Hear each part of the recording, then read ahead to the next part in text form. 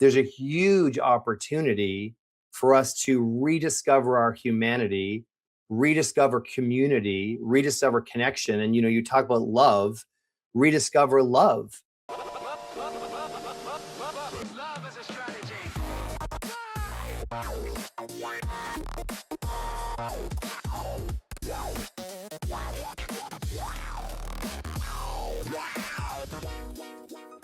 Hello and welcome to Love as a Strategy, a podcast that brings humanity to the workplace.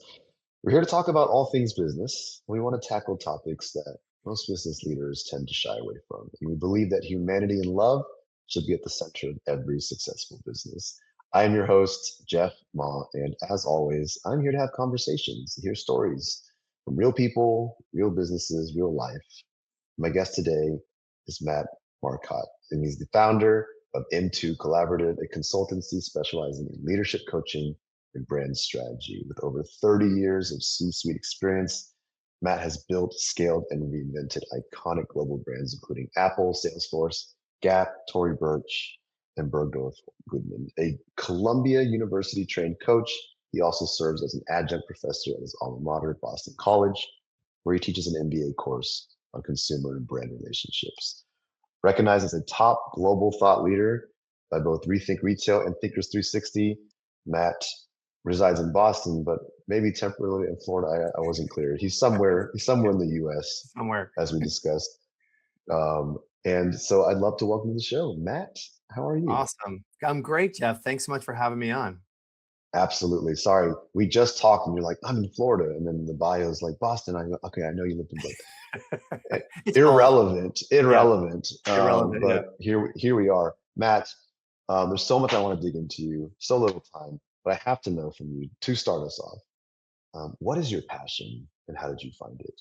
Yeah, my passion is actually embedded in my company, which is unleashing human potential. And for me, that means helping people to realize their gifts, find their voice, come into their own power, so to speak, in whatever form that is. I think the authenticity of showing up who you are as you are and owning that is just so incredibly important, and something I think we don't spend enough time doing as leaders. Mm, And to read it into a little bit, I mean, if you're Feel free. bringing out the best in people, you're also talking about changing people, I assume, or creating change in people. I think that's the way you say it's creating change, or creating the conditions that help people to change if they want to. And I think change is more evolve and become aware of who they are, right? I think, there's so many different assessments in the world. And one of the ones I took when I was very young, called DISC, measures two things: your authentic self and how you show up at work, let's just say. And when those things are out of alignment, it takes more energy, it's not sustainable, and you're not really bringing your talents and your kind of intellectual, like, anything, because you are trying to be something else. You're kind of acting, you have a mask. And so for me, the work is to uncover and help people feel confident in showing up as they are, and then knowing how to use who they are to be effective in the work that they do. I love that. And yes, of course, change is a kind of loaded word. Um, it can be But a it is four-letter change, word. right? Yeah. Yes. But also like transformation, right? We're talking about Yes. um, evolution in of some sort, and like you mentioned, it comes to those who want it. Yeah. But I'm curious to hear from you, what in your experience, by your definition, what does it look like when you're doing this type of work? So when we're transforming people, which easier said than done, Mm. what does that entail? Yeah. A lot of listening, a lot of asking questions, a lot of trying to get to root cause. So have you ever heard of that model, the 5 whys? Hmm. And so it's a very simple model. Essentially, when someone tells you something, or gives you an answer, or gives you kind of poses a challenge, most of the time we try to solve for, answer, or go after the first thing they say. And really what you're getting most of the time is the symptom, not the cause. And so you tend to actually solve for the wrong things if you actually stop there. The 5 whys will be really about this idea of why is that? Why is that? Tell me more. Why is that? Show me. And the idea is the more you spend time helping people to kind of peel back the layers of the onion, the closer you get to root cause. And so for me, the work that I do, especially as a coach, is showing up and really being that sounding board, that partner, that listener, that mirror at times to help people to face their own realities and also to be comfortable with being transparent and vulnerable and owning where their motivations are. Because once you understand motivations, then you can actually affect change, right? And so that's kind of in a very simplistic way what a lot of my work tends to be. When we had our brief first conversation, we were talking about all these different places, and I brought up this idea that, oh, like we talk about head, hearts, and hands all the time. And it elicited a reaction out of you that I want to bring back to this episode. Sorry. No, I loved it. I loved it. But tell me why that's wrong. Tell me why Yes. that is not the Yes. way to do it. Yes. So it's something I've lived my a long part of my career. You know, as you learn, obviously you become more aware of these things. It's also in my book. But essentially, if you think about how humans are actually built, we're built to feel first, think second, act third. In fact, the part of your brain that feels moves faster than the part of your brain that thinks.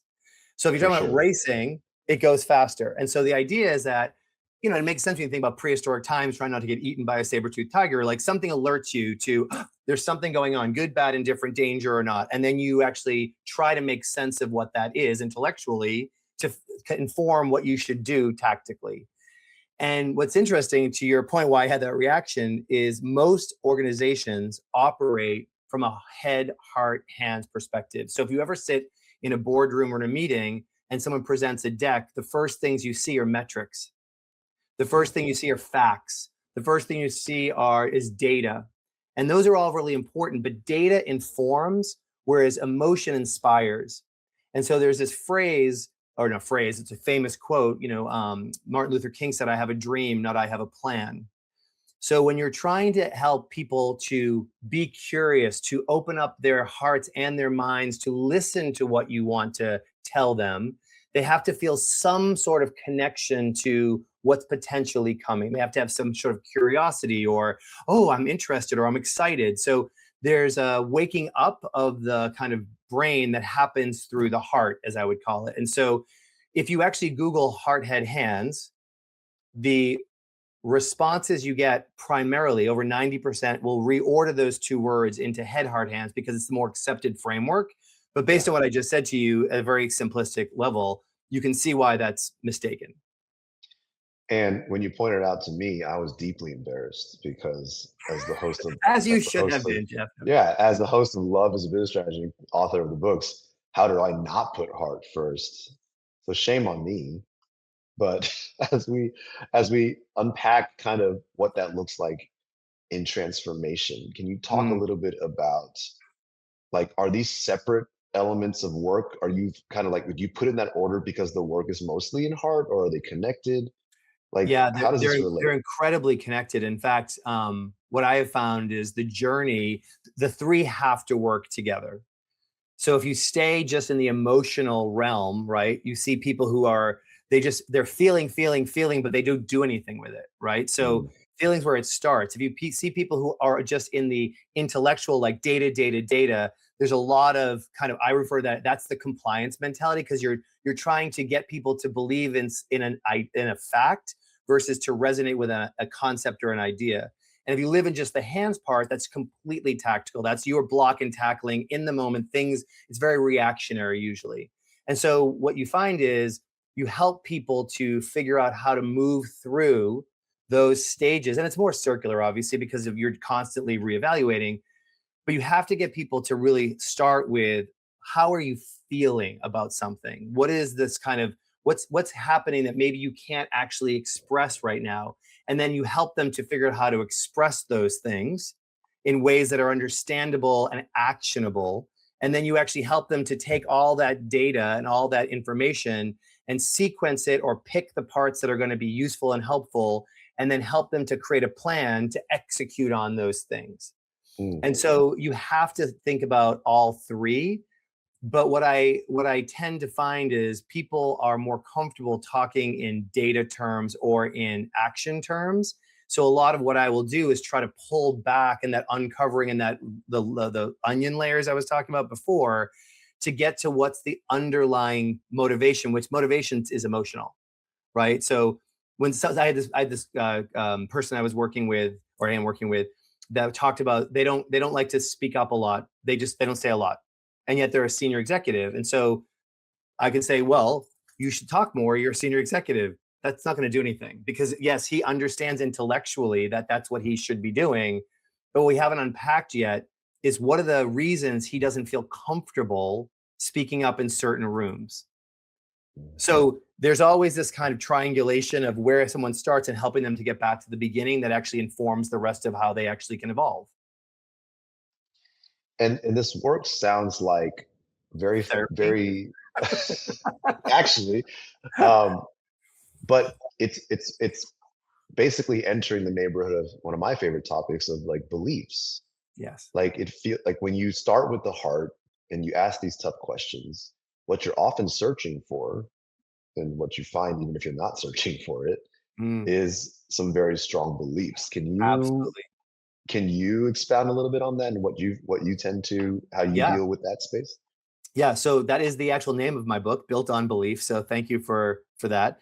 And the very first line of the book, because it's written obviously for brands as a leadership kind of construct, although it obviously has human implications like we're talking about. But the first question is, when's the last time your brand asked itself what it believes? Because belief is the wellspring of everything else, to your point. And when someone, like when a company, let's just keep this in an organizational example.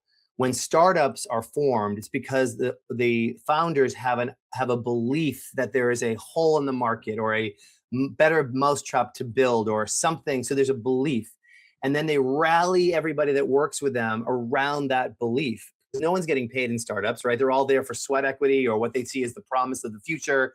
But they're working hard, they're working crazy, but they all believe the same thing. So to your point, belief is so important and galvanized. And so what you see is belief, which is internal. In companies, belief then turns hopefully to purpose. Purpose is when you can externalize your belief in a way that you can rally other people around it. So you share a common language. What happens in a lot of companies, and I'm using companies obviously as an example, is as companies mature, and as more people come in who don't necessarily have the same shared belief, you see fracturing of that unified emotional reason for being. And then you have competing priorities. And then what happens is the belief becomes profit. And that's not a belief. So, like you said, belief is absolutely like patient zero on why people do what they do. And you're stressing, if I'm reading into what you're saying, you're stressing the importance of businesses aligning people around something greater than the bottom line. Profit is our reward for doing the right thing.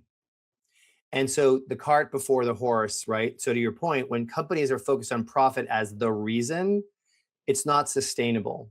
It's not scalable. It's a moment in time. It's very transactional. And I've lived in environments that like that. Sales organizations are very much built that way. Yeah. But there's interesting, whether it's companies or people, this idea, there's kind of what you believe, what you say, and what you do. And what you do is always proof of what you actually believe.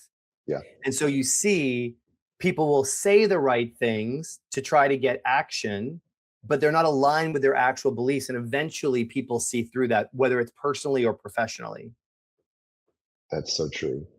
And for whatever reason, my head's going to kind of like this idea of like when you do like exit interviews on a lot of people, and like 89% of them is like pay. It's like I'm like, why are you leaving? It's like I can make more somewhere else. I see other opportunities. And then when you like if you like interview them, Yeah. Like out in the street afterwards, it's almost never the pay. Yeah, It's totally. always I didn't align with the vision as my leader, as my boss. It was the environment, it was the people, it was everything else. And it's funny because it does feel like the pay or money at the end of the day has become like what's supposed to be the binding glue or like the front facing most important thing, and it makes sense if businesses are lacking belief and purpose beyond just Yeah. the revenue, that's what you get. Yes, totally. And but what's interesting, and I'll say this for generationally, forget workforce for a sec, but generationally, Gen Z, Gen Y, especially Gen Z, they want purpose, meaning, respect, co-creation, right? And so when you think about what humans want, they want to be in relationship with each other.